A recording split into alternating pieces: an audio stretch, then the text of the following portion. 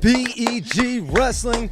We are here for Friday's live wrestling roundtable discussion, folks. And we have Wayne on the line here live. We have Cornell Kevin, folks. And just to remind everyone, you can join us. Please comment. Feel free to call in and join us live. Immediately, you'll go to a green room, and then we'll filter you in as the call-ins come in. And we also have a couple call-ins already lined up, folks. And I'll say this, one insider, all right? We have maybe our first insider call-in. So I couldn't be more excited. Wayne, you have to hop off here, because you're a working man, baby. Some of us have to go to work. But so, I won't be on long. Let's hear your overall thoughts on the past week's action, things that have happened. All right. First off, I want to know how many points Kevin gets. Wasn't he a minute or two late? I get points at work. When you're late, you get points. They slap my hand. I get embarrassed in front of everybody else. It's terrible. Well, boss.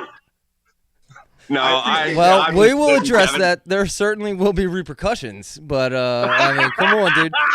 Come on, Kevin. I brought the heat, Kevin. Man, Wayne.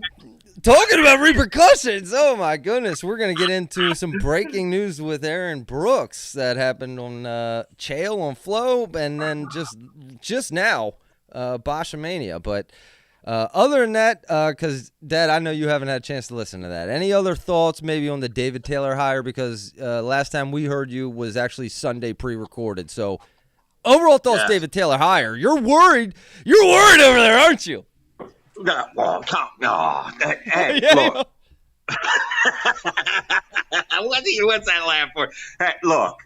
Going off of everything I've heard, all the podcasts, all the boards out there, I'm pretty sure David Taylor didn't need the bridge to cross the Mississippi on his way out there. He just walked across the water. Now, come on now. Hey, look, David's all right, so great. You're saying this doesn't translate. Go ahead. David's great, but there's a lot of work to do before we make him king of the world. And I am rooting for David a little, not that much, but a little bit. No, he's a great guy. I know, but I got to say, though, one other thing concerning this Okie State billionaire, Kevin, maybe is this an alumni guy from Okie State? Paycom CEO Chad Richardson, 1.6 billion net worth. Yeah, but where'd he go to school? Did he go to Okie State? What I heard on the and I didn't know until the press conference. He wrestled high school in Oklahoma. He won states, and then he went to Central Oklahoma, I think, for a college. But he's just a huge Oklahoma State fan. He's been very supportive for quite a long time. He was supportive with John Smith, not this supportive, but he was supportive. That's just what I heard on the press conference. I don't know. We're going to break down the numbers later, folks. The exact numbers of what. I have a question or a scenario for you guys. You tell me. Okay, you're Elon Musk. Went to a community college. Rob Huey. Yeah. Comment, folks. I'll read them. Okay, am I interrupting? Go. You're Elon Musk rich, right, guys? You have that much money. You're a multi-billionaire. Wouldn't it be fun to take that money instead of going to what turns out to be the number one school in all of Division I wrestling? That's what Okie State. I would have took my money and went to like Division III Gettysburg. Okay, and I would have turned them into a trophy team. They say, well, what are you talking about? You can't. Yes, you can. In what we have now as our sport, I most certainly can. I can take my billions, and believe me, I can have a team. In fact, just as a joke to make a statement to the NCAA, I'm going to have I might have like a 12-year-old as a head coach. Now I'm going to have good assistant coaches because I got to get my guys ready for the big matches and all that. But I'm going to buy all my big studs in, and believe me, I'm going to be throwing some dollars around, and I'm going to turn Gettysburg College into a Division I trophy team, and I'm going to be with a 12-year-old head coach who stutters. You're thinking that's how easy it is, huh? All right. Wow. Yes. I do.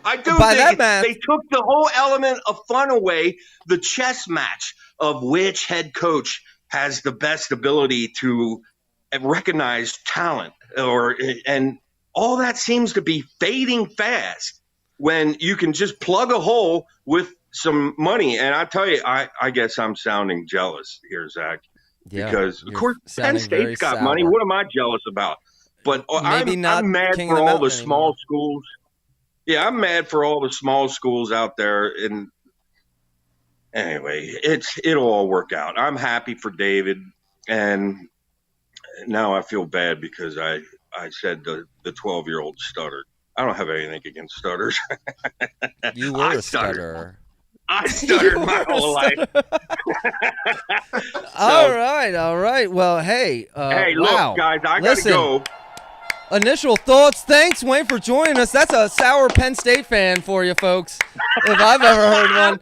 Come on now. Wow. If that's how Penn State's feeling, yikes. Not having a good day at work. Not having a good day at work. Kevin, have fun. Zach, have fun. Thanks, Wayne. See you guys. All right. All right, thanks for joining. Folks, we have some other people who are going to join us. But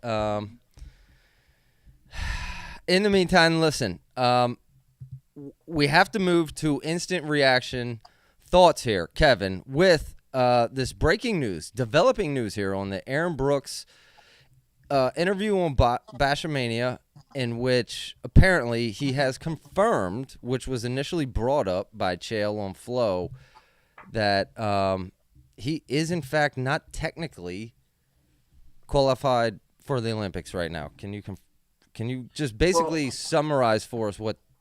Yeah, it was. I went into it thinking it was going to be another just very plain Aaron Brooks interview about him thanking the Lord, But this was not what I expected. First, I'll go into what he said about the Adderall.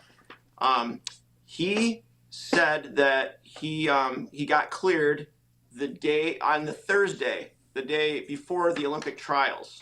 So what happened was he said that he went to Albania. He had been taking Adderall for school or something, and he didn't bring his prescription with him. But so he tested positive, so he didn't have a prescription on him, so they needed to get that cleared. But he literally did not know that he was going to be wrestling in the Olympic trials up until the day before the Olympic trials. Actually, the Thursday was Thursday was the day before. Yeah, so the day before, that's when he knew. And the thing I found interesting was, you pick up on some stuff. So Justin said, so this is a case closed then and everything. And then he didn't say anything for a second. Then he said, it will be closed this week. So it's not, to me, it sounds like it all makes sense because, they wouldn't have let him wrestle in the trial. I said this all along. They wouldn't let him wrestle in the Olympic trials if, they were going to not let him wrestle in the Olympics. And so he got cleared the day before, and he said that he'll be at the Olympics. So yeah, that's where that stands. So unless he's not saying something, according to him, he will be at the Olympics. So he will be at the Olympics. All right. Yes. Okay, so that is confirmed. Okay. So then that would mean what Chael. Okay, go ahead. No, go ahead. I'm sorry. Go ahead. Because Chael kind of alluded to it would just simply come down to the fact of who had the authority, right? Yeah. Does this the thing I didn't understand about that was, you would think it logically makes sense that he tested what he said. He tested positive. He didn't have a prescription on him, so he had to prove that he had a prescription. That's what. So I don't know what Chael was saying as far as I don't know if they wouldn't even have given him a chance to show that he had a prescription, which doesn't make sense to me. I don't really know what he was talking about with that, as far as that. Okay, but let's. Nothing is official yet, correct? Or no, nothing's official. He said his words were it will be closed this week. So yeah, that means nothing's official. But according to him, he said that it will be closed this week and he'll be at the Olympics. And it does make sense, the fact that he got cleared the day before the trials and he was allowed to go to the trials, but then said, you're not going to the Olympics. Number one, you think they would just say you're not going to either, or you can go to both, or why would they do that to a country who's trying to qualify someone? You think they would say, maybe they don't care about that, but you think they'd be like, like, all right, listen, this guy's not in, so you guys are going to have to figure out who else you're sending. Interesting. Yeah, breaking and developing. And we're going to get into, and we're going to talk more about Chael coming on Flow and AJ Ferrari coming on, calling in live. We have some interesting thoughts on that. But one thing that I did catch, and I had a chance to listen to about 5 minutes, was when asked about, like, David Taylor, Aaron Brooks kind of said he has a different belief system, and didn't exactly sound like Aaron Brooks and David Taylor are on the same page. No. It didn't sound to me like they were best friends going and hanging out every night. And now with David Taylor going to Oklahoma State, and we'll talk more about that, folks, but is there, like, maybe a rift in the Penn State locker room for the first time ever? I'll tell you what, there was a rift between these two guys because Brooks, I was shocked, and I don't want to say, I don't want to go too hard on him because I'm always complaining how he never says anything in his interviews, how he just doesn't, he says a whole lot of nothing, and he said a whole lot this interview. So I appreciate the fact that he said, what was actually on his mind. I can't say I really thought a lot of what he said. Like, I didn't really care for it, I was surprised, but at least he said stuff. But yeah, he said that, he said something along the lines of they were manipulating the room against him. During practices, like, yeah, I'm gonna have to listen to it. It was so strange. Yeah, he goes, they're manipulating. And then he said, the thing that really kind of caught me off guard was, he said, I hope he took this job for the right reasons, not because his name's maybe not in the spotlight since he lost to me. I hope he really sat and thought about it. And I'm kind of like, man, that's not saying you think too much of somebody if you think that they're going to pack up their whole family and move because their name's not in the spotlight. And he also said, we'll be fine without him. We got, no man is greater than any other man. We got tough guys in the room. There wasn't really a nice thing said about him the whole time. But yeah, I was kind of surprised. There's definitely no love lost there. Sounds like a rift. Like there might be a rift. Oh my goodness. And now wow. All of a sudden that picture of them going like this in the center of the mat seems a lot different than it did before. Yeah. I mean, wow. Okay. So officially David Taylor and Aaron Brooks aren't best friends, folks, but why don't we get into, boy, there's a lot to talk about. And one other thing real quick. I'm sorry, Zach. I thought it was interesting that he said that he is not competing. He's not going to any ranking series. He's not going to the ranking series tournament this summer. He basically made it sound like he was too busy. And he did mention his weight quite a few times about that being, which I thought was interesting. And he also mentioned how he felt that Zahid was the only one that was really up to his par as far as size for the weight. He said Zahid is strong dude and a big guy. So that's I thought those were interesting things he said. Well, that was going to bring up another interesting thing that we had kind of discussed off air, and we do have a call in, so I'll bring you in here, Braden here temporarily. Hang on, but real quick, the fact that if Aaron Brooks is suspended, the fact that it's automatically just handed to David Taylor and there is no technically there's no second place match when the way that David Taylor looked, I mean, you had stated maybe Valencia is better than Taylor right now on the mat. Yeah, I don't think it's a good system. This part of it, I don't think is a good. I don't complain about the system at all, like a lot of people do, but I don't think it's good to have someone that has a bye to the finals, right? The best 2 out of 3, we'll call it, because there's the challenge tournament, and then the winner of that faces the guy that's sitting in the finals in the best 2 of 3. Mm-hmm. What I think is interesting is, one, what if something did happen where Brooks, they said you're not going, right? So David Taylor is going to be our guy. And two, I feel like it's not responsible for us to have the system where a guy that's sitting in the finals doesn't have to wrestle a true second place match. He can sit out all year. He can be out of shape, whatever. And then I'm not saying David Taylor is this person, but let's face it, he didn't look like the David Taylor of old. He should have to wrestle, Zahid or whoever to make sure we're sending our best guy rather than it just going down the ladder, in my opinion. And I know that's, maybe not a popular thing, but I don't know. It just seems strange to me. I mean, the fact that he didn't have to win a single match and he would automatically get into the Olympics. I don't know. Sometimes you just say stuff out loud, and if it doesn't sound right, maybe it ain't right. Yeah. That would be one of them things to me. Like, I don't know. Something seems a little off. It does. And I understand that it's David Taylor, and he's got the resume a mile long, but a lot can change in a year, and a lot did change in a year. The most prolific scorer we've seen probably ever, it scored 2 push-outs in 2 matches, so a lot's changed. And I think moving forward, that's something they should really think about, is if a situation like this happens again, have that guy that loses the final that's sitting out wrestle the winner of the challenge tournament. Or not the winner of the challenge tournament, because that's who they'd lose to, but, the runner-up in the challenge tournament for like a true second to get that spot. Just a thought. It makes a lot of sense. And I want to, first of all, we got a couple call-ins, but I want to, first of all, welcome Braden to the show. Now, Braden, you're live here. Let's go, baby. Hey, thanks for calling in, man. Hey, love the shirt, by the way. Love the shirt. Hey, one of the free ones you handed out. Got it during summer camp. That's what I'm talking about, man. A subscriber of the week or something? Yup. That's what I'm talking about. Well, hey. Got it right during finals. Well, hey, Braden, I put this up on the screen because Braden sent me this. It's his official Oklahoma State bandwagon application, folks. Braden, have you gotten approved yet, or where do you sit? I mean, I sent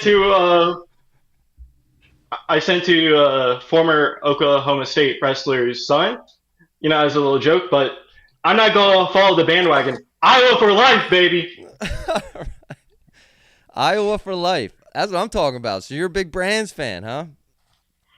Yup.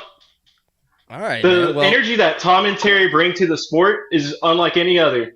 David Taylor, Kale, the whole time. I mean. Okay, are you worried about David Taylor? Oh, for sure. You gotta admit, every tongue must confess at this moment that David Taylor is going to bring something unique to Stillwater, and what he brings is definitely going to bring up some of their best guys. You heard it with him talk about how he was going to try to bring up Gilman a little bit more each time. He did take Gilman. I don't think we've officially discussed that. Is the fact that David Taylor has hired Gilman and Kennedy officially now, folks.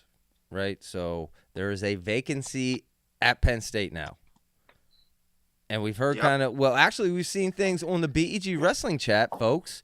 Exclusive chat, dude. By the way, let me say this. We get some insider information that is Coleman Scott in line for that job at Penn State now. That would be interesting. Rumors are flying. Rumors are flying, though, right? Or am I crazy? Would that be crazy? That would be interesting for sure. And I agree. Would be. Sorry, go ahead. Didn't mean to cut you off. No, it's all you. Go ahead, man. I don't really see it. I just see Coleman going for another head coaching job and working his way back up the ladder again. Something that they were talking about on Flow, which I thought was interesting, was the fact that he wouldn't have probably been considered for this Oklahoma State job had he not been an alumni. And because, they didn't exactly average a very high place at UNC. Something like in the 20s they've averaged since he's been there. And he might have done more for himself by leaving that head coaching job and going to Oklahoma State, because he almost, I mean, you can't get any closer to what he did from getting this job. It sounds like basically they were having a meeting with him on Monday to offer him the job, but then things, took a whirlwind there. So this, if anything, is probably going to set him up good for his next job, maybe more so than he would have been had he just left UNC. I would agree that I think Colby Scott is in line for a good job. Braden, let's get your thoughts there. I mean, if anything, you see how much Oklahoma State has improved. I mean, they were undefeated in the dual season until they took that loss to Iowa. Considering how the Iowa during that time was on a downward spiral, losing to Michigan and all the others, and then they jumped back up during that time. So, since Brands had a plan that day. I had this for later in the show, but while you bring it up, man, one of the big topics we were going to talk about is inside the Iowa wrestling room. So, and we actually have, there's a couple things I want to say here, but one of the things would be some comments that surfaced from Gabe Arnold's dad. I guess it's Phil Arnold, on the Iowa forums, folks. So you're wondering, because we Iowa, and I have some other comments, the Tom and Beth relationship, how is that? And we wonder, like, what do these wrestlers really think? And I'm not going to read the whole thing, but basically, Phil Arnold, Gabe Arnold's dad, I'll be as transparent as I can here. Honestly, I appreciated Tom and Terry's approach more than any other top programs that were after my kid. What meant the most were the simple handwritten notes that Terry sent via snail mail. Gabe received so much from so many, it was overwhelming. But here are two stories that stick out the most with these two. Okay, I guess I got to read these stories now. When Terry came to our home for Gabe's visit, it was literally the first day where he could visit. He made it a point to make sure he was the first coach that crossed the door's threshold and was there early in the morning. When he came in, it literally felt like a coach. It never felt like a coach visiting. He made himself right at home, ate breakfast with us, played with the dog, and took the required pics with the snake. When he left, my wife asked who he was. I told her to look him up. When she did, she was amazed at his accolades, but more so that he didn't spend any time bragging about them. He set the standard for visits, and I knew why he wanted to be the first after all them were done. And let me just skim through this because basically I don't know if I've ever in my life read something that is more a testament to someone's integrity and their vision of a program than some of the things that Phil Arnold said about Tom Brands. I mean, Kevin, let me get your thoughts because I don't want to read this. Let me get your initial thoughts. And maybe Braden, man, as an Iowa fan here, as I skim through this because I don't want to read the whole thing. I don't doubt for one bit that the Brands are, unique in their recruiting and devoted. I don't ever question their devotion to their wrestlers and the guys they want to get.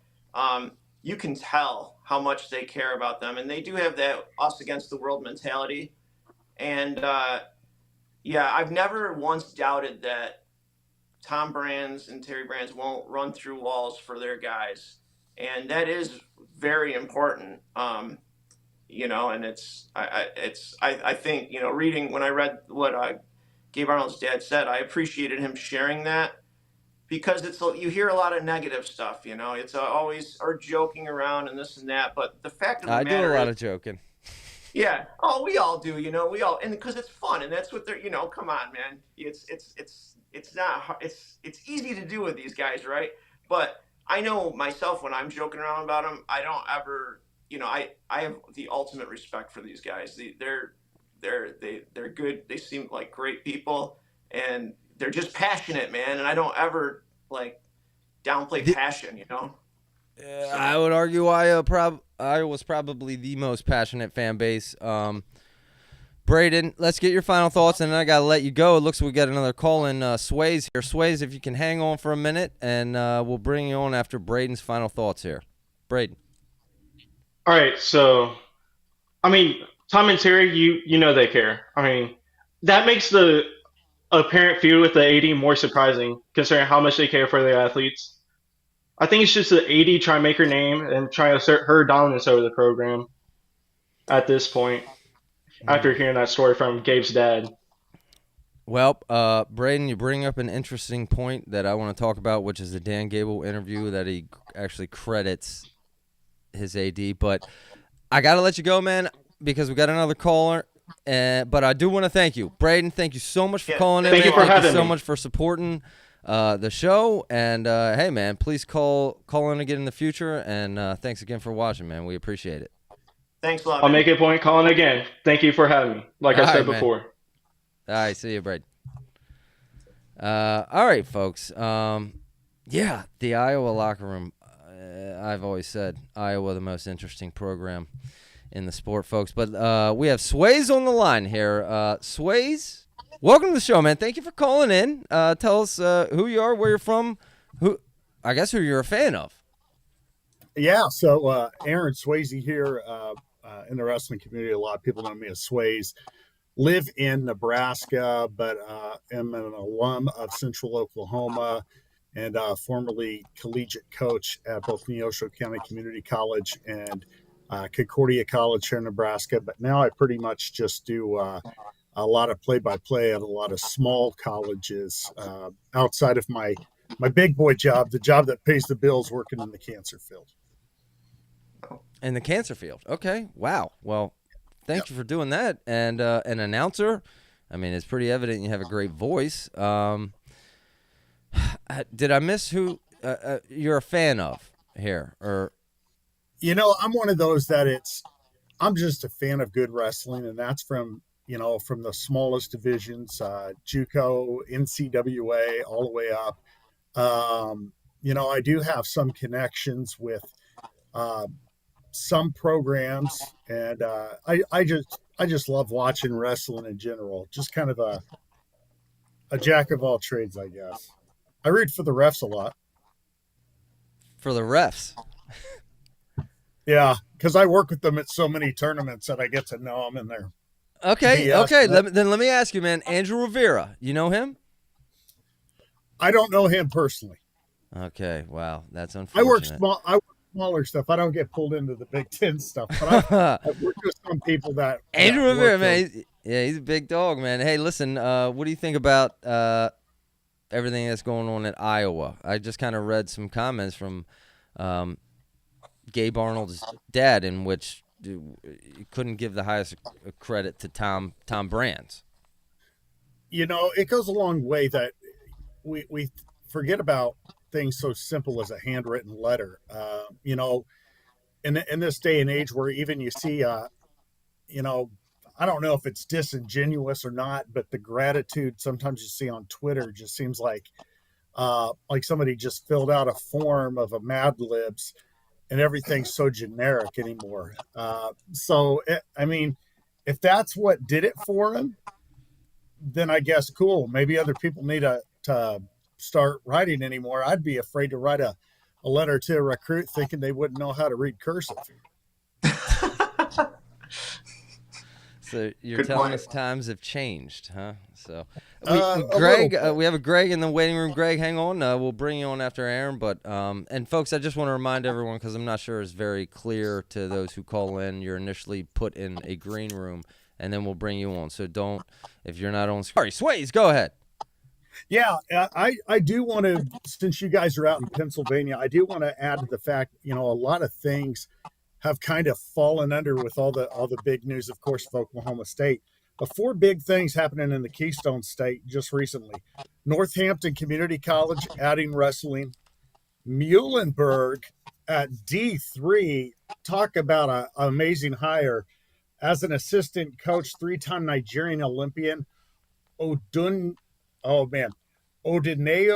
Adekoroye, I'm sure I screwed that up, who is currently ranked 57 kilograms, number 1 by the UWW, and is going to be competing in Paris.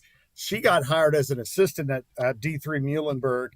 Bloomsburg just opened up their head job, And then, of course, one that's kind of dear to my heart because he's an excellent human being, Lou Roselli, who long time assisted under Tim Flynn at Edinboro, and he's had a lot of stops elsewhere, including head coach at Oklahoma, and he was with the Ohio State with the RTC there. I met Lou when I was battling cancer 20 years ago, and he's part of the reason why, he opened his house to me, and I came in. I remember visiting with him quite a bit. I have a lot of family back in Pennsylvania, so it's exciting for Pitt, and I think a lot of people don't realize as good and as a hotbed the Pittsburgh area is, the Whippeal area, for those in the know. It's been over 50 years since Pitt has been in the top 10. Wow. That sounds hard to believe. It's mind-boggling. A Northwest Pennsylvania school in 50 years. Yeah, that's hard to believe. Wow. Well, it'd be Southwest. Well, yeah. It's Pittsburgh. Yeah. But with all the talent that has gone there, has come through that area, and it's like, okay, it's crazy because, was it Spencer Lee is just from he's from the Pittsburgh area. Yeah. I mean, it's just he lives across the river from my dad. So but 50 years. I think it was 1974, if I remember. Dude, that is wild. I'll see you a message. Let other people get on. Send it. Sways, that is great information, and thank you. We appreciate you bringing those updates, man, because that's stuff that people need to know, and because eventually that'll change the sport. But Kevin, what are your thoughts? And then Sways, we got to let you go here because we got Greg on the line, and we're gonna have him in. Just want to say, Sways, good. I appreciate the fact that I love all the stuff you put on the messenger, man. The group messenger. You always got really good stuff. So thanks for doing that. Hey, thank you guys. Take it easy back east. All right, man. Thanks again. Easy, man. All right. Wow. We got a lot of stuff, and he made a couple points that I was going to kind of discuss later. But while we have him here, I don't want to keep him waiting. We'll bring in Greg here. Greg. Yeah, Greg. Oh, Greg. boy, Zach. Northwest PA. That's Erie, you dope. Okay, well, let me tell you something. I think I got a B+ in it. Geography? What was it? Yeah. In math. What do you got, Greg, man?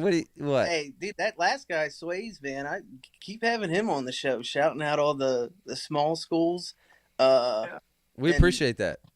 Yeah, I'm big fan of Division II, Division III wrestling. Yeah, tell us a little bit about yourself, Greg. Former Division II wrestler, Shippensburg University. That's my favorite school. Shippensburg. BEG has made me hate Penn State. What? Not me, dude. I'm trying to support Iowa out here, man. What? Okay, Shippensburg. So you have wrestled before, huh? Do you think you could beat me in a match? Undoubtedly. Okay. Then you're allowed to keep talking. What else you got? Hey, the topic I wanted to get on was, I saw you had it listed and maybe I missed it, was the Gable Steveson. Have you already mentioned it? Wow, Greg has some great insight, and thank you for bringing that up, dude. Let's keep you on the line as I switch to some of this Gable Steveson, because there's a lot of money that Gable lost, folks, right, Kevin? And okay, that a ton of money. Everyone knows that. Okay, look at the stat, folks. Kevin, break it down for us real quick. Hang on the line there with us, Greg. Yeah, man. They basically, right now, the way it works is if you repeat as a gold medal winner. Now, this is just potential money. We're not saying that he would have won worlds each year in gold medal, but this is the potential money he missed out on. This, if he would have won the Olympics this year, that's $500,000 he would have gotten instead of the $250,000 he got the first time. Because it's consecutive. Yes, for winning a second consecutive gold medal. And then, possible $50,000 each world championship. And then you got to figure in the NIL money he missed by not going to Minnesota, which maybe, who knows, maybe he ends up with that anyway from depending on if he's got that eligibility or not. But, that had to have been quite, 200-300 grand at least, you figure. And he was only getting paid 50 grand a year in the WWE. So what? Yeah, 50 grand? 3-year contract for 50 grand. Why wouldn't he come back to So, college wrestling? That's chump change. Well, he obviously believed in himself as far as his acting skills and stuff. And wow, it. Well, he might have to do some I don't know if you acting saw- now. He might have to do some acting now, acting like he didn't screw this up. Wow, Yeah, yikes, dude. That's like and not to mention $750,000 all million, right? Yeah, and then all the endorsements. I mean, he could. He and the potential to be even a 3-time gold medalist. Who knows, but he's still young. I hope he does get back into wrestling and not go into the NFL or try that or something. I hope he doesn't waste any more time, but we'll see, But yeah, everyone says, oh, he did the right thing. He's looking out for himself and making money. He did the right thing if he would have made it big in the WWE. But like Wayne said, man, was there not someone around him that could tell him that, the acting was a little subpar? And he's a creative guy and he's real witty. And but only on the way he is in person. You tell someone to act a different way, that's a completely different thing. And the fans didn't like him, and he was set up to fail right from the get-go. I feel like by having him try and be the next Kurt Angle. Well, that's interesting you bring that up because Greg, you're a big WWE fan. Correct me if I'm wrong, right? Oh yeah. Tell Big us time. exactly why you think Gable failed in the WWE. Number one reason why he failed is because if there's one thing about the WWE professional wrestling fandom, they hate when you try to jam something down their throat. Like they hate being told who to like, and like right out of the get-go, they threw him in at. I think he made an appearance at like WrestleMania. They just hyped him so hard, and like nobody knew him. Like nobody, maybe some of the fans did, but yeah, they just kept trying to like force that down. Like, Gable Steveson, Olympic gold medalist, the future of the company, and it just backfired. And the other big reason is if you look at all the social media and the Twitter stuff, is like people just, when he got released, all the comments, and it had been this way for a while, was all his previous the allegations against him when he was in college, the suit or whatever, the sexual assault thing, like that like people dug into that and did not want to see him on TV. So it was like those two things working against him, and it just never took off. He fell flat on his face, and it may not be his fault, but okay, let's be honest though. The sexual allegations, I don't know if they were confirmed or not. They were like not confirmed, but no, and I agree. That's not something crazy in the WWE world. Oh yeah, I mean, look, right? What happened to McMahon? I thought it was interesting that because I'm not big into WWE, but I did some research, and I went under Twitter and I saw the comments of people. Oh my gosh. They were like, thank God, or, oh, my prayers have been answered. He's cut. Like, people don't like him. But I thought it was interesting that people mentioned it a lot more in the WWE, the whole allegation thing, and this, the courts and all that, than they ever did in college wrestling. Like, it just really wasn't brought up as nearly as much as it's been brought up there. I found that interesting when I was reading through all the college wrestling, man. It's like a hush hush community. We are changing that here on BG Wrestling, folks. I'm telling you, we are bringing things to light, right? We're talking to fans like here. Greg, a D2 wrestler, real knowledge, and a WWE fan. Yeah, and my claim to fame. I've wrestled 5 different weights in college. That's my only claim to fame. All right, and I didn't do it in consecutive order like Dake went up from 41 to 65. Yeah. I went 65, 74, heavyweight, 97, 84. What? Only guy ever. I checked the record. maybe the most fluctuatable person we'll Me ever and meet. for Penn State, Truex, Any coaching experience? elite class. Have You you ever said what coached now? anybody? Have you ever coached anybody? I used to be an assistant coach at Gettysburg High School. Did a little club coaching with Levi Haynes' uncle. Oh, what? Chris. You Yeah. coached Levi Haynes?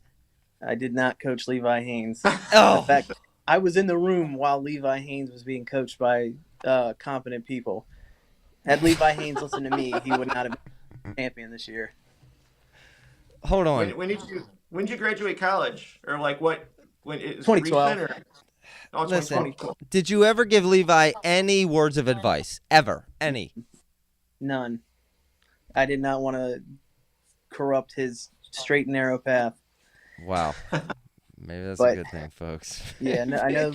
I used to train over with him and his family. All great people. So Well, obviously you weighed more. Who would win? You or him? in 2012, me, Because he was probably like, Wow. what, like 8 7 years or old. something? Yeah. Okay. Well, let me tell you this. You Even then, I'll and tell you what, Levi. it would have been close. You and Levi are both invited on BEG Wrestling Live wrestling match. Okay? I'm trying to have a Friday live wrestling match. That would be great. Former coach and Levi. Levi, please come out, and we'll rent out a mat, and we'll do it live here on BEG Wrestling, dude. Yeah. And Better you than me. right after that, Never. we'll have... okay, Greg, you're getting guys- kind of boring, dude. You got any Thanks- final thoughts, man? You're getting kind of boring.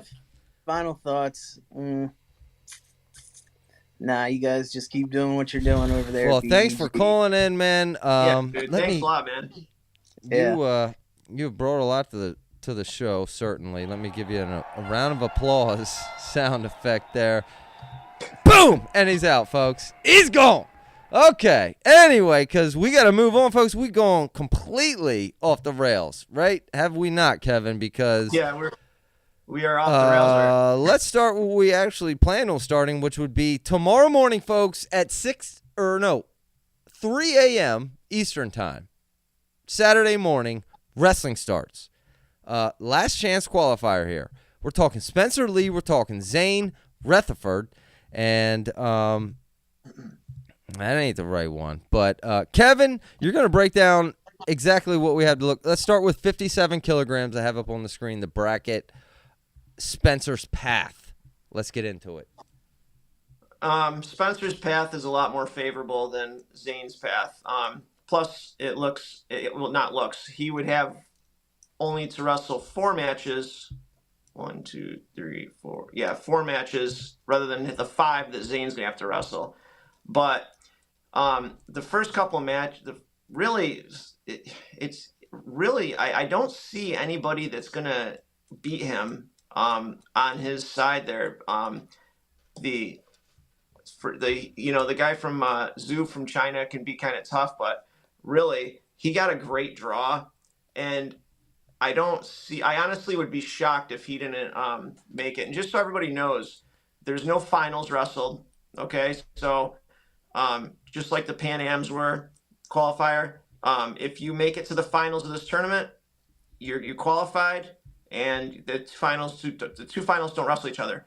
Then what they do also is this year's different than other years, where they're going to allow the third place winner to qualify as well, where it used to be just the finalists. The thing with that is it's repechage, where if you lose early, you got to hope that guy makes it to the finals or you're done. So, and they're actually going to have both who would have been both the bronze medalists wrestle each other for a true third. So they actually have it where they know how to do that. They can actually wrestle 2 guys and come up with a true third place. Can you believe it? This whole time I thought it was just 2. They had to be 2, 3 bronze medalists. Something that makes sense. Yeah. All right. So all right. So yeah, I don't see him having any issue whatsoever. But Zain Rutherford's bracket, and Zane's a world champion. 70 kilograms world champion. He looked like the weight cut didn't bother him much, but he's going to have a real tough match in the round of 16 against Ochier, which Ochier has beaten. He beat Yanni at the World Cup 10-3. He's beaten McKenna. He's beaten Musakayev, who just won the world championships at 65 kilograms last year. He's beaten the One Worlds 2 years ago. He's got a hit list a mile long. He's always been a real good wrestler, but then a couple years ago he blew up, and he's really tough. He's tough from the over-under position. He's got a crazy arm spin. I know that sounds strange. I mean, for the go-to move, but he's got a great arm spin.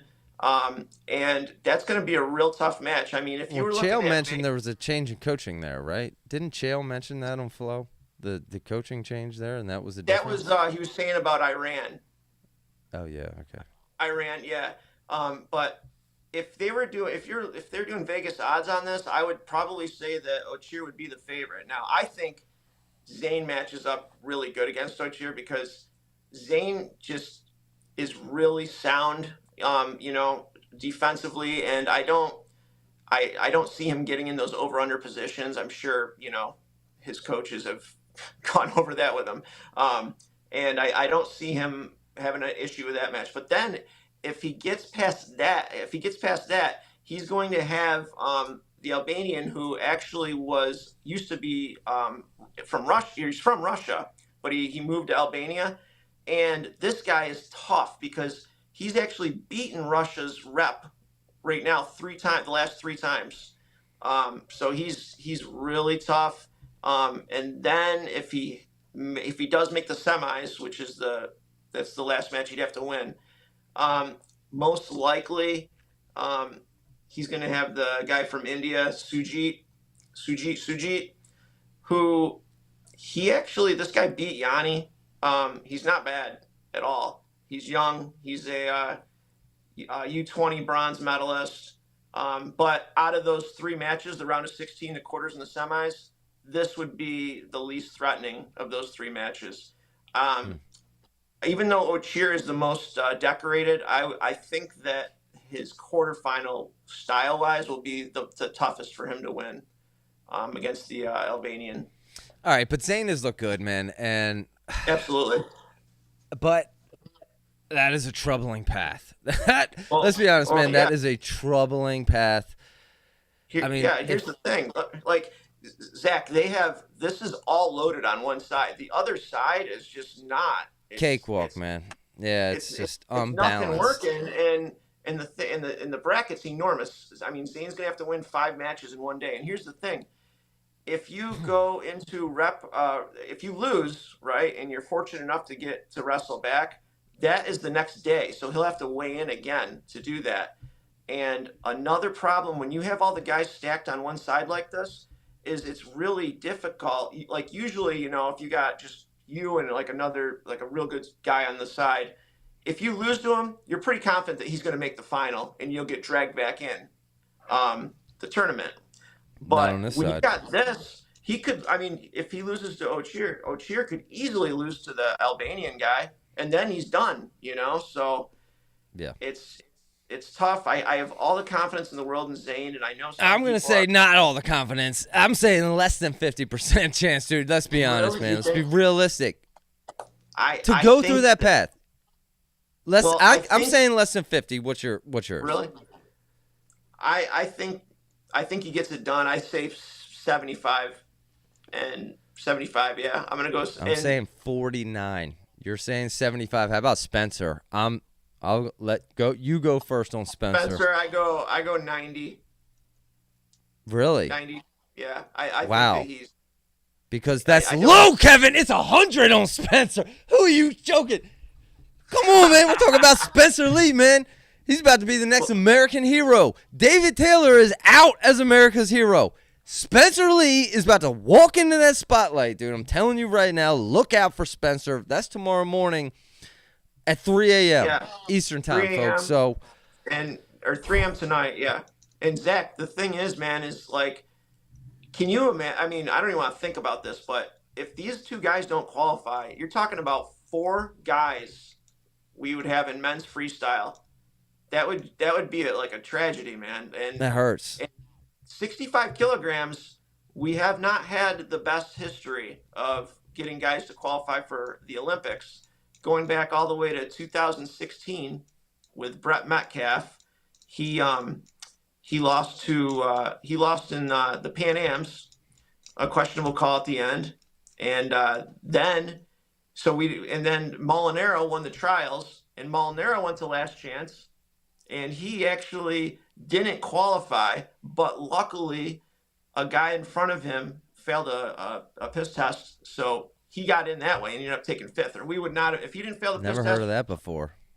And then in 2020, Jordan Oliver, or Zain was actually the guy at Pan Am's, and he got pinned by Desterbats from Argentina.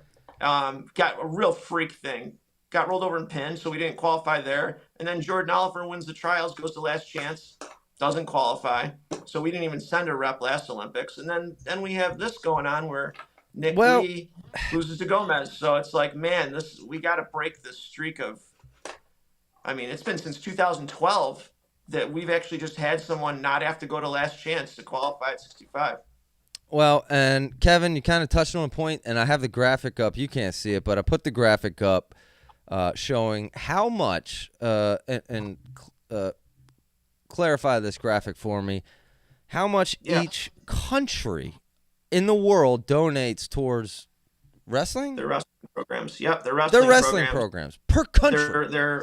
I'm gonna make this big for you folks so you can see it, and I'll make it big temporarily. But Kevin, talk about this a little bit because this is a little eye-opening. If you look at this and where America ranks. Better. Yeah, it's gotten better, but it's not where it needs to be. People that think that they can make a living off of wrestling, you have to be the best. You not only have to be the best in our country, you have to rely on that money, that 50 grand world champion, 250 grand Olympic champion money, because if not, what are you doing? You're not getting it anywhere else. And it's just, if it wasn't for the Living the Dream fund that they developed back in 2012, where these guys that used to wrestle, real successful business owners, put this together and to actually pay these Olympians, they would just be relying on the money from the World Wrestling, or not the World Wrestling. She's just talking about Gable. I'm losing my mind. The what do you call it there? I'm losing the not a lot of money there, folks. Just not a lot of money there. Yeah, it's nothing. It's nothing. It's pennies, and it's really good that they did this, but we got to get guys like, it'd be nice if we could get these donors that are like shelling the money into the Oklahoma State and stuff. It'd be great if we get some guys that were that passionate about international wrestling and could donate to our international wrestling, USA. Okay. Well, you brought it up, Kevin. Let's talk about it. Let's talk about what David Taylor is getting paid and the donor, and I'll put up the stat here. But, folks, we talked about it Tuesday, I believe. How much is David Taylor getting paid? I predicted $1 million.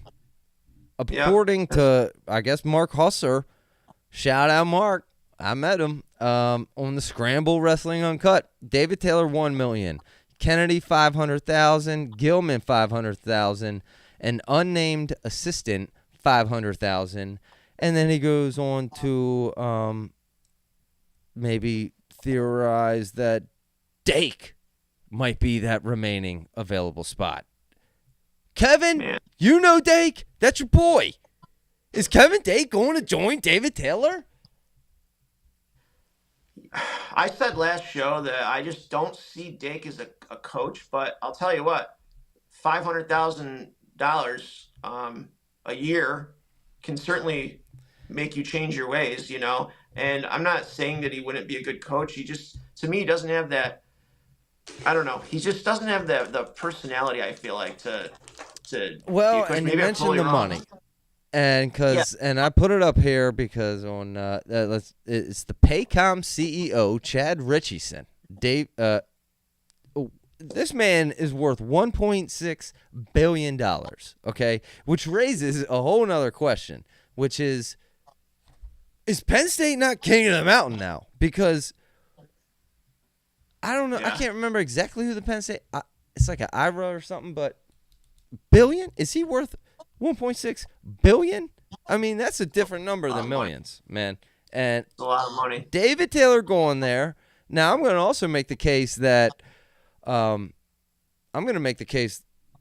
this doesn't work for David Taylor at Oklahoma State, but all signs leading right now on the surface, maybe they are the most financially funded. Now, out of nowhere, we got a Paycom CEO. What is Paycom, dude? Pay.com or Paycom? Like, I don't even know what that business is. That's what's crazy about I know. What is it over there in Silicon Valley, dude? It's insane. Anyway, Paycom CEO, I don't even know what Paycom is. Well, he's worth $1.6 billion. Boom. He comes to Oklahoma State. Boom. Game changer. Hires. He's throwing money. Oh, I didn't even mention 18 million or 15, 18 into a new facility. Is that correct? Was that verified? Because 40, are they going to now trump Iowa with the new facility now too? How much did you say? I thought it was like a $20 million donation. 45 million, yeah, 45 million. 45 That's even bigger than the number I heard. 45. Paycom, by the way, is a payroll business for businesses. I mean, dude, you know, it's funny. It's the boring, systematic businesses that make all the money, dude. That's the billionaires. Anyway, I you know, like last week when you asked, like, I was embarrassed when you answer your question when you said, like, how much do you think it'd be? And, you know, we came at $1 million, but that to me was the number that would have been like the wow factor that made him come, because it sounded he said no initially. Is he the highest paid? He's got to be the highest paid college wrestler. Well, David Taylor's officially. That's the thing we don't know, Chael. Yeah, and I know someone said in the comments, I said that Penn State last week. I said Penn State's private. Maybe I didn't say that correctly, but essentially we do not know Penn State's payroll. We don't know their salaries at Penn State. They're the only university that's kind of like privatized like that. They are a public university, yes, but I'm not saying that right, but you know what I mean. I can tell you everyone else's salary. I can't tell you Chael's salary because of the way that works, and that's a Pennsylvania thing, I believe. But David Taylor. Yeah, let me put. Well, that was which kind of brings me to my next point, and I mentioned it earlier, is there tension in the Penn State locker room. Here's some comments from Carter Starachi. Hot Starachi, dude. Offered a payday to, and Carter did not take it, is what he's saying. And I think he's alluding to David Taylor here. And it shows for the first time ever, Kevin, there is a divide in Rome, folks. Penn State, there's a divide in the Penn State locker room. Something's going on. David Taylor's taking people this way now, and now people got to start making stands. And I've seen this before. In fact, I would argue you've seen this in New England Patriots locker room. All of a sudden, you start, because you remember for how long the Patriots were tight, dude. They were the organization. Stuff don't get out. Stuff don't get out, dude. And then, you know, when it starts falling apart is when you start hearing leaks, because then it's not so tight. I don't know, dude. Yeah. We're getting a lot of news out of Penn State we haven't gotten before. Your thoughts? I'll tell you what, like, all these comments this comment that Strachey made makes a lot more sense now after hearing the Aaron Brooks interview, because they're boys, you know, Brooks and Strachey are boys. And it would just make sense that Strachey doesn't like, he doesn't like Taylor either, apparently. Because Brooks certainly doesn't after hearing the interview. And, I don't know. I don't think David Taylor even really cares about what they think. Bell says the divide occurred when David Taylor lobbied to have Dake brought in. Interesting. Yeah, I can see that because of, that affected Knopf and Strachey. But, Dake, and again, back to the coaching thing, too. I wouldn't be surprised if Taylor brought Dake with him, I wouldn't be surprised at all. And that 500 grand's a lot more than I guessed. I guessed, we guessed $1 million, and then I thought maybe 300,000 for the assistants. That's a lot of cash. I mean, I bet you there's only a few head coaches that make more than what those assistants. Yeah, head coaches. I mean, Brands, Cal, and now David. I mean, maybe Tom Ryan. I don't know. A couple, Dresser, maybe Dresser. I don't know. But I bet you there's a lot. Like only a few coaches that make as much as these assistants are going to be making. Rob says Bo Nickel wasn't a big fan of Taylor either. Wow, really? Also, back to your, remember you were talking about why we don't know Cal's, how much Cal's getting paid? Yes. The reason Pitt and Penn State are state-related institutions, they're independent nonprofit organizations that receive funding from the state government. So PA residents do have reduced tuition, blah, blah, blah. But university employees are not state employees. So they don't have to, we know what Cal made from 2012 to 2017, which is crazy to think about now. It's only 250 grand a year. And that was last in 2017. Okay. Yep. And they ballooned up, they got the new AD and that his assistants are making bank too, because, Casey Cunningham turned down the Oklahoma State job. So, maybe does he regret that now? He's looking at $500,000 a year on the table. Well, no, they would have gotten $1 million. They offered him the head coaching job. Oh, Oklahoma State. So but maybe it wasn't $1 million. They wouldn't pay him $1 million. Yeah. Yeah, they probably offered him what they had originally offered David Taylor when he turned it down. See, maybe they said 700 or something, and then they came at him with $1 million. But, if I'm those guys, why would you leave? You don't have all the responsibility, all the stuff on your shoulders. You're in a dynasty, and everything's working, and you're getting paid, and Cal made sure they got paid, and that's that. So, yeah. Wow. We have a clear cut too, right? There is this Chad Richardson. He is coming for college wrestling, folks. Look out. And he's got some money. I guess we have not officially heard Wyatt hasn't made any commitments. Right? He's doing his on the 20th. He's announcing his commitment. Wyatt on the 20th. I put up on the screen just now, Kevin Cooper Flynn's going to Minnesota. Yep. Any thoughts on that, or maybe any other transfer news that's broken in the past couple of days?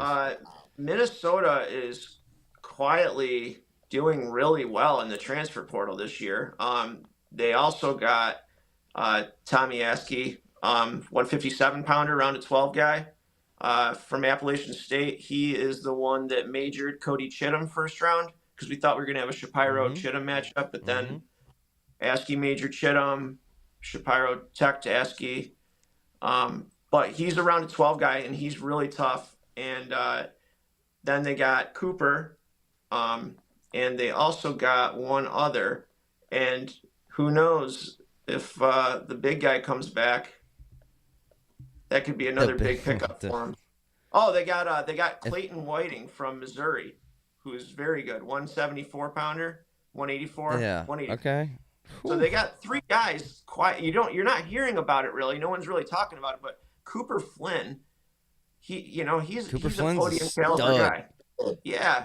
And he's totally. And then, all three guys they got are podium caliber wrestlers. Is Minnesota building a case for Gable to come back there as opposed to Iowa? Yeah. You got to think it's going to come down to a lot of reports coming in from Iowa. Here's the thing too is real quick. I was shocked when I heard that he would have another year left. Because I'm thinking, how could he possibly have another year left? But then it made sense when I heard that Olympic shirts can be retro.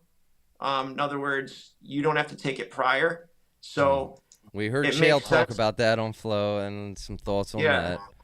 So 2019 he took third, then 2020's COVID. 21 he won, 22 he won. Then he could do red shirt 23, and then last year an Olympic.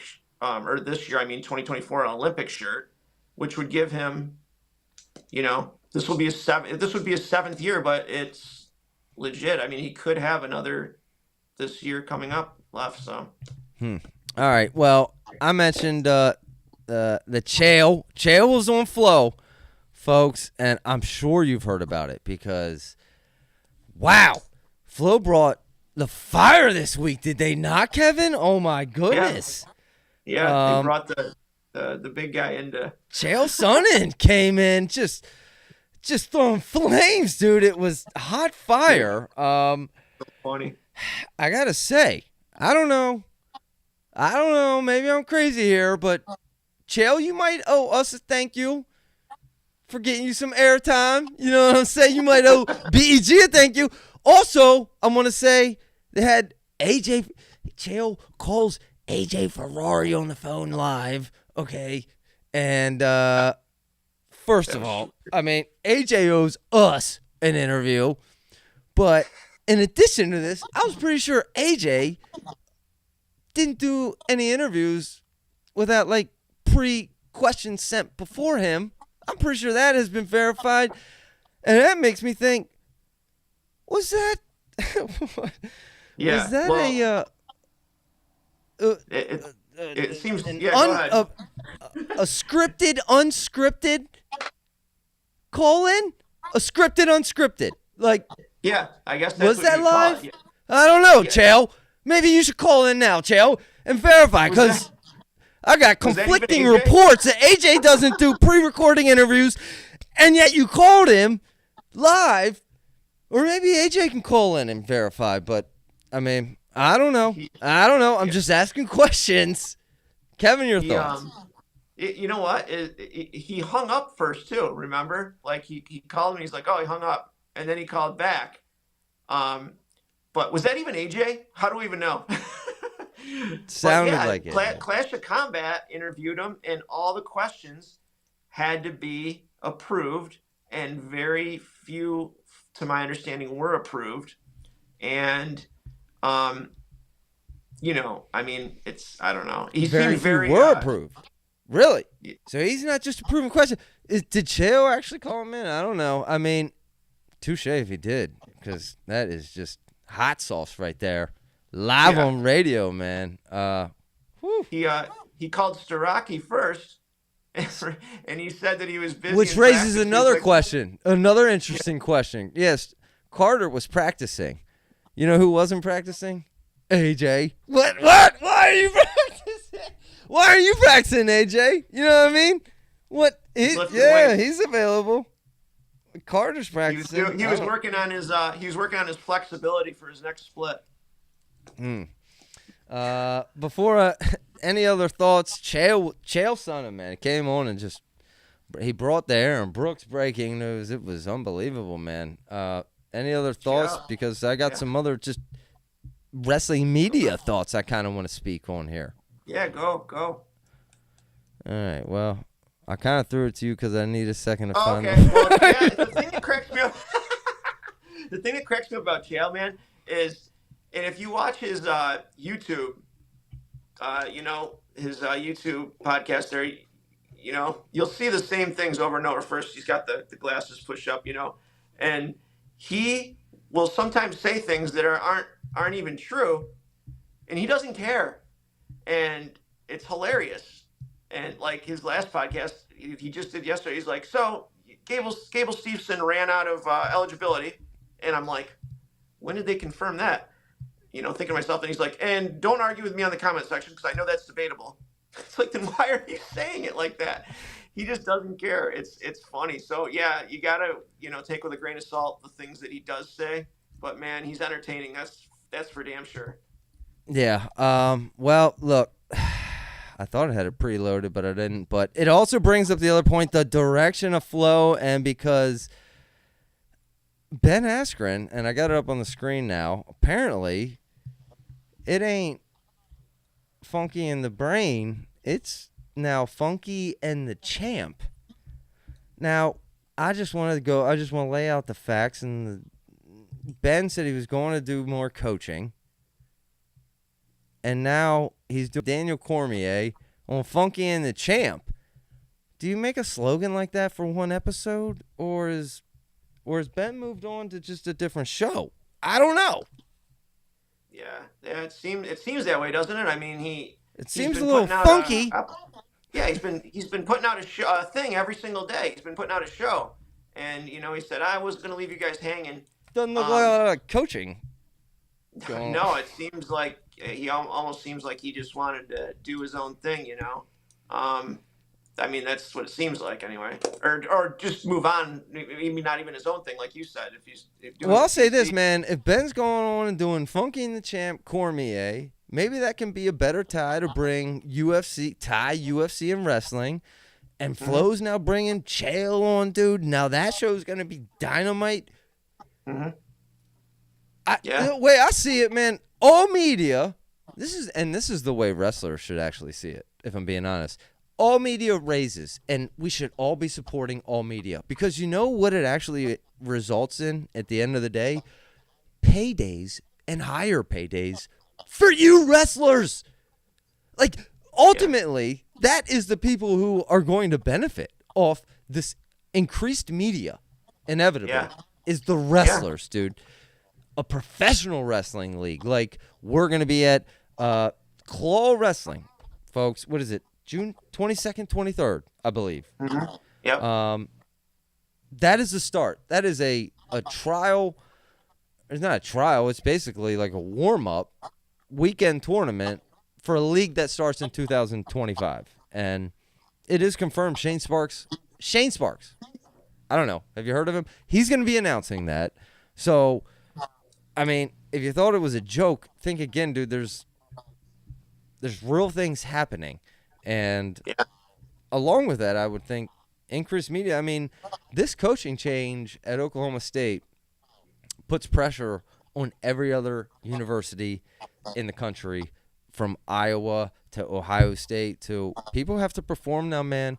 Like, we are seeing times change in wrestling before our eyes. Are we not? I mean, really, Kevin. It's true. I mean, the thing is like, Penn State, there was a school that was getting all the first dibs on the best guys. The best guys want to go to Penn State, right? And then you have the NIL, which, the smaller schools are losing guys. They're getting, the South Dakota States and so on and so forth are getting guys, and then they're losing them. And now you got two top dog. You got to think will be two top dog schools that are going to be sweeping up guys. So yeah, you're right. The pressure's on these other schools, like they got to start either getting a big name or figuring something out, because right now it's not just going to be funneling these guys to Penn State. It's going to quite possibly be funneling to Oklahoma State and Penn State. Well, you mentioned two top dogs because it looks like one of them kind of fell out, and that would be Iowa State, because the AD, and we have a call in here, and so Marty, I'm gonna put you in the agreement. Let me finish this thought, and then I'm gonna put you in here live here, Marty. Thank you for calling. But Iowa State AD, new wrestling room officially canceled. We can't afford it, dude. Guys, when they're building a new one, they just got a new one across the street, dude. Come on. Kevin, your thoughts, and then we're going to bring you in, Marty. Kevin, go ahead. First of all, I thought it was crazy that he didn't even say there was any plan to plan moving forward with it. He was just so bluntly and then he says for him to say there's no possible way to move forward and convince the state that we can take out bonds to pay for a wrestling facility, when the college football playoff decided to take all the money and give it to the Big Ten and the SEC. Now, tell me if I'm wrong, but Is it not been the Big Ten and SEC all along that have been getting most of the money? I know that they're doing things to make it more permanent, but I swear to God. Yeah. All right. Well, hey. Raises good questions. Oh, did I just accidentally? I thought I was muting him, but we have Marty. Oh, okay, he's back. He's back. Well, folks, we got to Marty. Are you there? Welcome to the show, man. Thank you for calling in, Marty. Tell us who you are and what your thoughts are. All right. Well, hey. Let me turn this off. I got the TV on too. Questions. Hold on a second. All right. Well, I'm Marty. I'm from Illinois. We're big BEG fans in my family. We don't love Penn State as much as we probably used to either, because of the jumping up and down every time Penn State's mentioned. We're Michigan guys at heart. Okay. Represent Michigan, baby. Let's go, Wolverines. We'll try to. We won't. Yeah, we got a little tie there, so we're, very supportive. Okay. Let me ask you, Marty. Have you heard of Sean Bourmet? He's our MVP winner. You know Bourmet? I don't. So, I'll tell you a quick story. Way back when, we'd be at a freestyle tournament, and these kids would be coming up, and Sean was a pretty big name back then in Illinois. Everybody knew Sean. And you Bourmet? They'd say it to like one of my buddies who kind of looked like him. You Bourmet? And yeah, no, it's Bourmet, guys. So, and I make sure he knows. And no disrespect, that's our guy. It's Sean Bourmet. So Bourmet. We're often criticized for pronunciation. That's the best there is. So all right. We're all from the southwest Chicago area, that was late '80s. We wrestled together on a pretty good high school team. You grew up with Bourmet. Okay, you wrestled with him.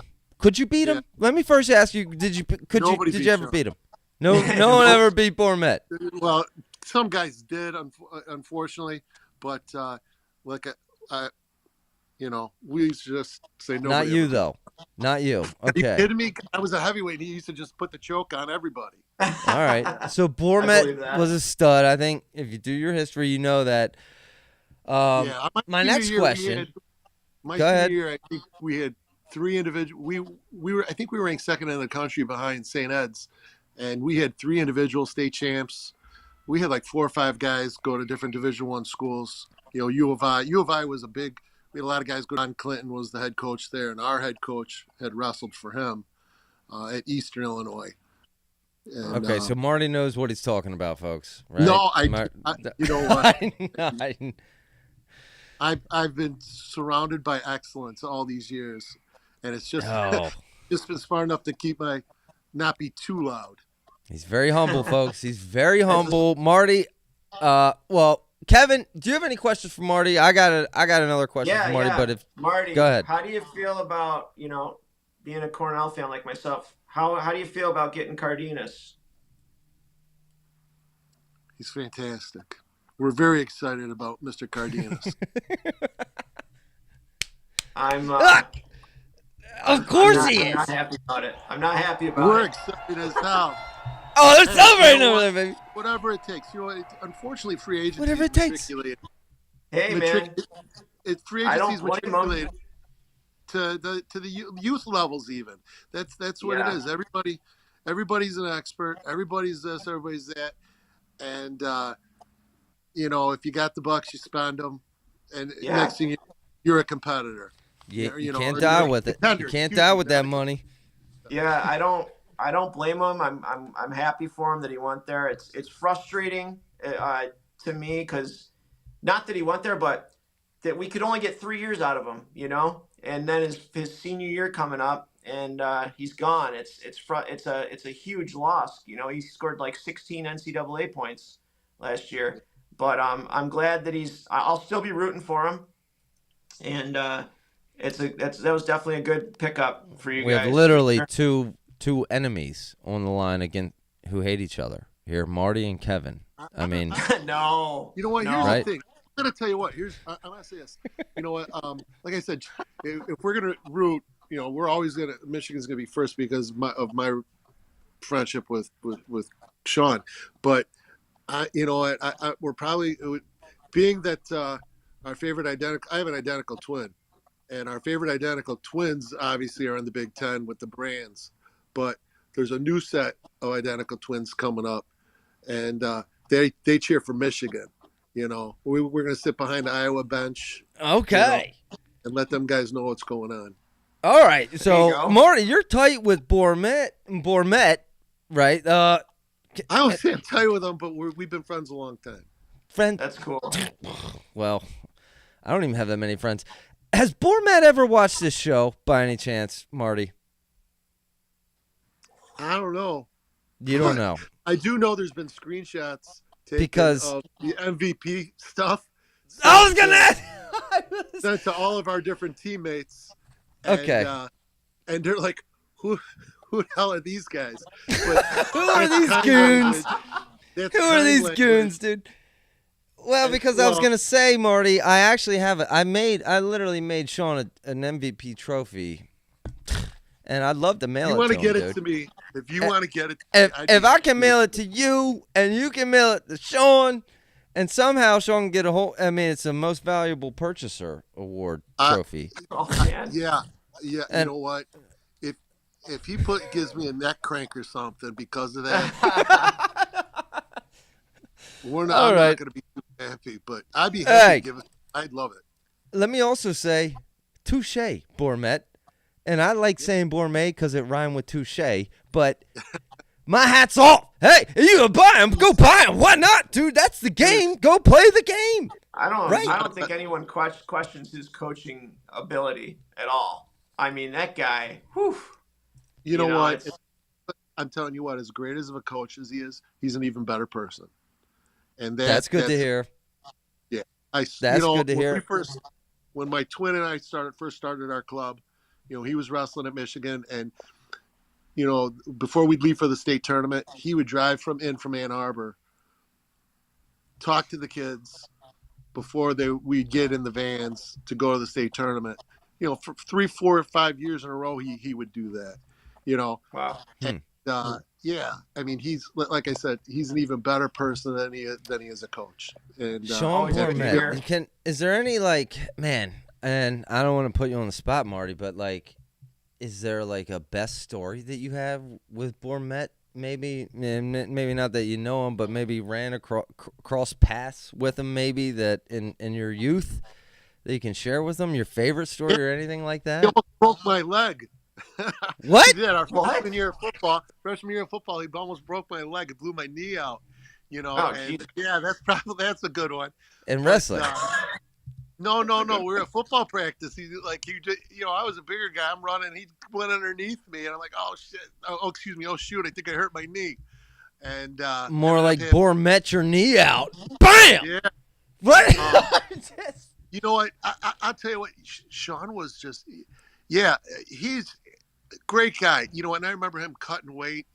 Our sophomore year, he would always get to school real early. My twin and I'd get to school real early, and the poor guy would be cutting weight. And we didn't. And he didn't care. We'd sit there and eat, and he didn't care. He's like, oh, I don't care. It's no big deal. You can confirm Bourmet is a dog. Number one. Are you older or younger? Same age or We're the same. same age? Okay.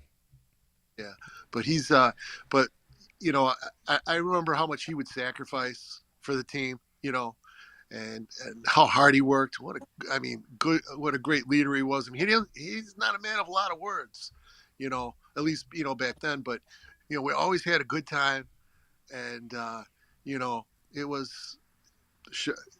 Marty, you're sharing past experiences. I got to ask you, as you're kind of tied in. Is there anything you can share with us in about the Michigan future? Okay, like Bourmet's future. Do you like where this program's going? Look, bro, listen. The goal is to win every year. That is the goal. and without question, this reload stuff. I don't buy any of that stuff. We're not reloading. We're just going to keep shooting the machine gun, and that's it. Just keep rebuying, right? They took second. They won Big Tens, big deal, all that stuff. No, you know what?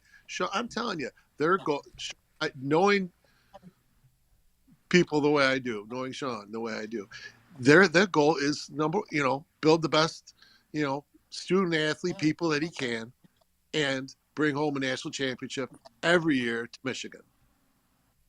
No, I believe that. I mean, and I'm sure he has that ability. Let me ask you, as far as specifically this upcoming season's team, how do you feel?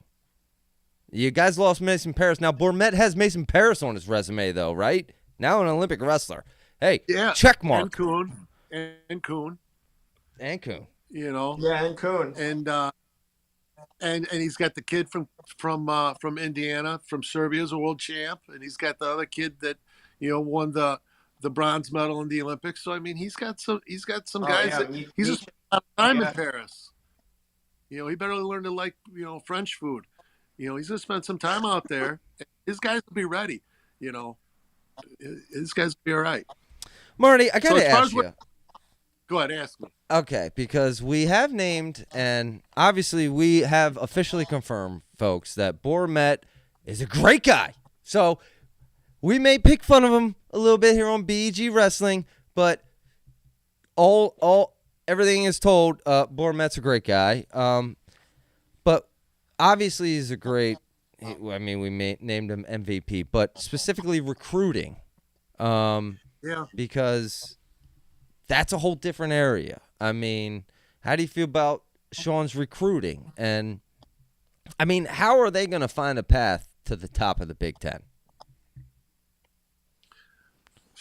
Especially with David Taylor in Oklahoma State now. Listen, you know what? And again, that's a person. He's the guy that could answer that question better than I could. And I'm sure he's got a much better plan than I would have. Do you think he would do an interview with us if I asked him? Why not? I'll call him. Bang! Let's go, baby. Hey, No, let's reach out. Let's maybe not. Give me that trophy. I'll deliver the trophy. Give me the trophy. I'll deliver it. Get me some BEG T-shirts for my family. We'll wear them when we deliver the trophies. Okay. Well, listen, Marty. Please send me your address for the. I'll send you some BEG shirts. I'm going to send you the Sean Bourmet MVP trophy that I've been holding on. Sometimes I walk around it here, just kind of act cool. But I'll give it up. I'll give it to him. He deserves it, not me. He does. But hey, Marty, man. Rules are the rules. The rules are the rules these days. Yeah, absolutely. And I'm not a big fan of the whole, Well, Marty, it brings up. Before I let you go, Marty, I got to ask you, because now you just popped my brain off, dude. We just ran a special on Integrity. Tom Ryan, right across the street in Ohio State, Michigan's biggest rival. And boy, if that couldn't be the complete opposite, right? I mean, they used to wrestle. They were the same weight class. Bourmet and Tom Ryan. Yeah, yep. Sean's big rival was, at least that I remember back in the day, was Pat Smith. I know Sean had 2 losses his senior year, and that was at Fargo, or 1 loss, and that was in Fargo. He lost to Pat Smith, and then he lost to Pat Smith at NCAA's his senior year. But then he did end up beating Pat Smith in freestyle, in the senior level down the line, later on. Yep. But Bourmet and Ryan, you're telling me, have been rivals forever, basically. I don't know if I don't have that kind of. Because they're clearly rivals now, right? Oh man. I know they're the same weight class. Right now. Okay. Well, they're probably recruiting the same weight classes also. If you're not in the Ohio State room, I would think anybody's your rival. If you're not in the Michigan room, everybody's your rival. That's fair. That's fair. if you're not in my room, I don't have any need for you. Hey, if you ain't in BG room, we're not your best friend. Yeah. No, like just this kidding.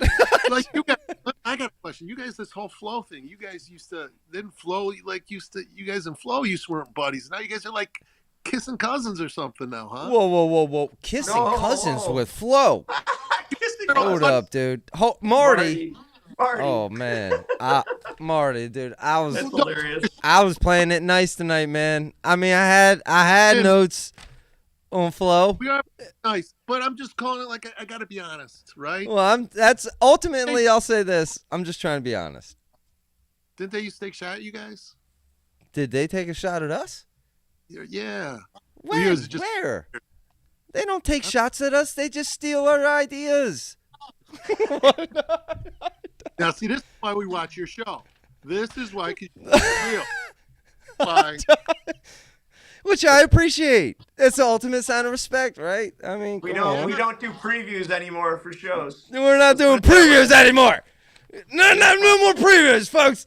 No steal. Okay, we're gonna make adjustments, but Marty, oh my goodness, man. I do want to make a comment. I put something on the Facebook, and like I said, people, I've been called clueless. I've been called a lot worse about the David Taylor hiring. That's a huge job, and I'm not just talking about Oklahoma State. I'm talking about any like Division I head coaching position. I mean, there's so many moving pieces from your support staff, secretaries, your parents, the kids, your assistant coaches, your everything. There's just tons of things going on. And sometimes when you're the head guy in the main seat, you get pulled away from what you love absolutely the most, and that's running your practices and getting your hands dirty with things. And I said, I'm sure he pretty much knows it. The person that probably knows it better than him though would be the guy that didn't get the job, and Coleman Scott. And boy, I mean, what, and not just that, but Oklahoma State, you're talking about probably one of the most, it's beyond the UCLA basketball things or anything else or any of the, Alabama football. This is a comparison. 38 national championship, NCAA championships. This is the top of the mountain, and they went and got the guy that's at the top of the mountain, as far as, Marty, bring up a great point. Oklahoma State, you could argue before this past decade, it was Iowa and Oklahoma State. Those were the two. That was wrestling, right? Yeah. I mean, yeah. So the fact that we all like kind of just see this as like a Penn State wrestling no, we forget the history of the sport, and history repeats itself. Marty, I'll tell you this, man. I'm going to be following up. First of all, thank you for calling in. Would love to have you call in again in the future. Also going to touch base and reach out. Would love to have a Sean Bourmet interview. Hey, I think he'd be great. I think Sean Bourmet, and I have all the respect for him in the world. After you came on here and defended him, Marty. So thank you for that, man.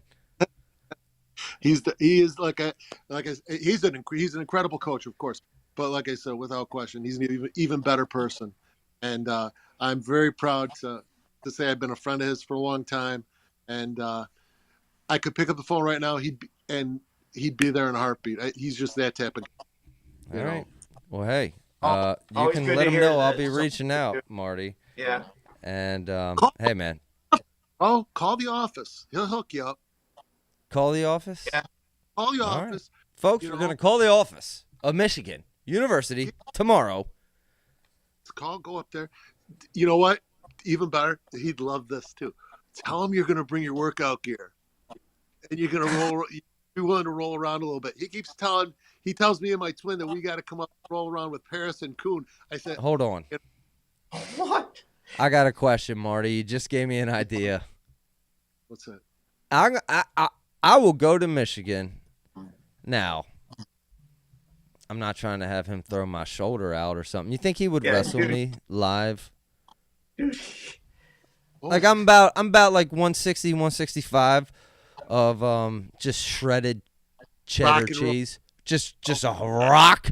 You think Bourmet would roll around with me a little bit? Oh, he'd love to. Oh, come on, Bourmet, let's go, baby. You and BEG Wrestling. I've heard a lot. It sounds like you're a dog, Bourmet. But hey, I'll wrestle around with you, Bourmet, man, and don't let me throw you around. That would be not good for recruiting, right? I don't think we got to worry about that. Hey, I'll throw you around, Sean, but don't let him get on top of you. All right, well, Marty, any final thoughts, man? And then I gotta let you go.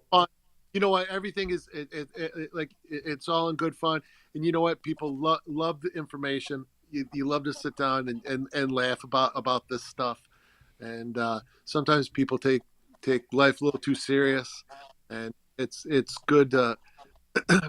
Your show, it's a little edgy. It's a little more edgy than a lot of the other ones, and everybody else so damn serious all the time. You know? I'll say this, Marty. I don't even think we're edgy. I mean, if it were up to me, truly, I'd be way more edgy. But I got people I'm working with, man. They say, don't do it. But hey, listen. I'm telling you. Don't do it, man. They're holding me back, man. But no, hey, at the end of the day, we're just trying to increase awareness on the sport. Because to me, I initially got into this because it just blew my mind that, dude, there is a college wrestling sport. It's essentially a professional sport. And to me, I compare it to college football. And it's like, I don't understand. What? It was like, Flow, when I initially got started, I don't know, a little over 2 years ago, it's like Flow, and that was kind of it. And I'm like, wait a second, dude, that just does not make sense to me, dude. Like, this is like, we got storylines here happening, and now with this NIL and things happening, and we're getting more now than ever. And hey, real quick about that, I don't mean to cut you off. This whole NIL stuff, I hear you. People say, "Oh, this guy's making $400,000, $300,000, $200,000." Until I see a check stub, I agree with that, Marty. Yeah, I have never seen a check stub. I don't know either. I don't. It's like they say, "Oh, in Illinois, the big thing is they recruit, the Catholic schools give scholarships." You know what? I've never seen a paid receipt from somebody for somebody else's tuition. Now, hey, does it happen? Maybe I'm naive. I mean, that raises my question. Like me and Kevin talked about it last week. I don't understand why we don't know. Why do we not like? It's so weird that nobody talks. Like nobody's come out and said this person, or you know what I mean. Like I know for a fact that this person got $300,000. Why is that not a thing? Why do we not just know? It makes me think it's not happening the way it's said to happen because nobody said it. So maybe that's why, because it just isn't. I agree with you, Marty. I agree with you 100%. And I will say this too about Michigan, Marty. The thing that I can appreciate about Bourmet is they don't just do the transfer portal. They got decent recruiting going on too. They're doing a good balance of both, which is smart because if you go all in on the transfer portal, that's you got to pay out every year for that. And the fact that they're doing a balance of it, that's smart. And those are the rules. That's the game now. So play the game. That's the rules of the game. They don't make the rules. They just play the game. It's not like what Division I schools have 9 full scholarships. Is that what it is? Yeah. And so you're trying to carry 30 guys on 9 full scholarships. And they're around for 10 years. Nowadays. I mean, imagine, some of your All-Americans are maybe getting, after they get their in-state residency established, they take a little bit of hit on the money that they were getting. Maybe they're only getting, imagine that, it's like, my 6-year-old's going to get a wrestling scholarship to college. Oh, you better think twice about that, Yeah, there's only a limited amount of them out there. Right, sure. right. But maybe there's something they find where, Yeah, you can't talk about the money you're getting, but you know how people are. People talk. Oh yeah, man. People always I want talk. I want to see a payout from somebody. Say, "Oh wow, this is legit." I want to see a payout too, man. And I mean, Marty, I want to thank you again, man, for coming on the show. We're at Thanks, like an Marty. hour and 40 minutes, so we're gonna try to wrap this up. But Marty, please call in again. I was here. You are here, baby. That is what I'm talking about. Representing the state of Illinois and some references to Michigan a little bit. And Awesome, Marty. I'm going to be following up with Bourmet. Look at that. There we go, dude. Marty, you've been awesome, man. Thanks again. You take care as well. And, please call in again. And Kevin, we'll get some final thoughts here. Let's kind of wrap this up. I'm not even sure if we kind of got to everything here or not tonight. I think I checked everything off the list, but am I missing anything, Kevin? I think anything that we did, but nothing like AJ Shoop to Edinboro. I thought we were going to have some that's reporting true. there, but Edinboro, hopefully we'll get some Edinboro in the future representation, but Shoop to Edinboro. Yep. And he's one of the Road Warriors, man. He's one of the guys that lost, one of the 9 guys that lost first round at NCAAs and then won 7 matches in a row and took 3rd place back in 2016.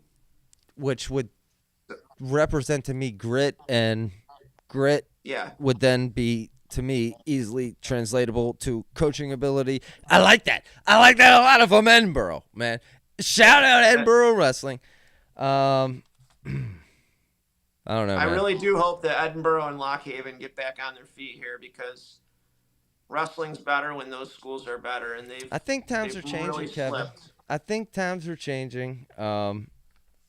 I think this David Taylor coaching hire is actually going to have repercussions, which are going to just be way beyond just not only recruiting, but I think media coverage, and I think overall coverage, which to me, man, the bigger all this gets, dude, the bigger for the wrestlers. And dude, we're trying to get a professional wrestling league, folks. Claw wrestling is starting. You know how this works? Well, you kind of got to hype the media coverage from college wrestling so that those wrestlers when they graduate college and then they go into the professional league, because you need storylines, you need names, and the way you get that, media. Yeah.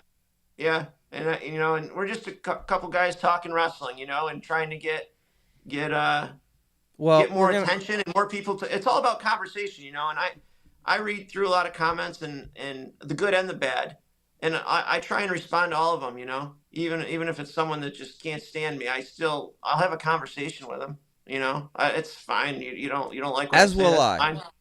Yeah. And I think that's a rule that applies across BEG wrestling, which is, and I think that epitomizes the format of this show.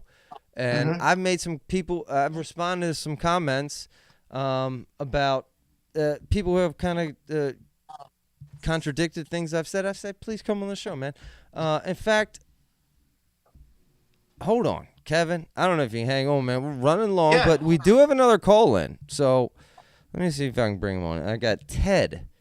Let me see if this is working. Ted. This better not be a joke. Ted, welcome to the show. Ted, can you hear us? Can you hear me good? Yes, we can. Oh, yeah. Welcome to the show, awesome. Ted. What do you tell us a little bit about yourself? What do you have to, any questions, comments? Love the show, man. It's a great show. Just awesome. It's awesome for wrestling. I appreciate that. Are you a wrestler? I was. Okay. What state? America? New York. New York. Cornell, Kevin country. Upstate New York. Shout out to downstate. Shout out to Section 5. Oh, that's where I'm from. Hot dog. That's where I'm from. Where'd you go to? Where'd you go to school? I went to Palmac. Palmac? Why is Palmac. Yeah. Ted don't want to show his face. Ted? Yep, I know.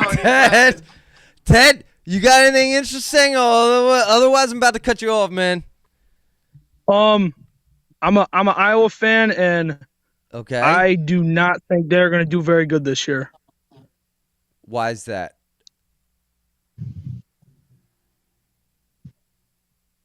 Are you there, Ted? You saw it last year. Coaching. Yeah, you saw it last year with Real Wood. Yes, we did. You saw it last year with Real Woods. He just didn't get better. Some could make that argument, but I love him. I mean, Anonymous Ted, do you have any insight? You're an Iowa fan. Is it Tom's fault? Is it Best's fault? No, I don't have any insight. Okay. Well. Hey, I'm prying. I'm prying, Ted. I'm picking.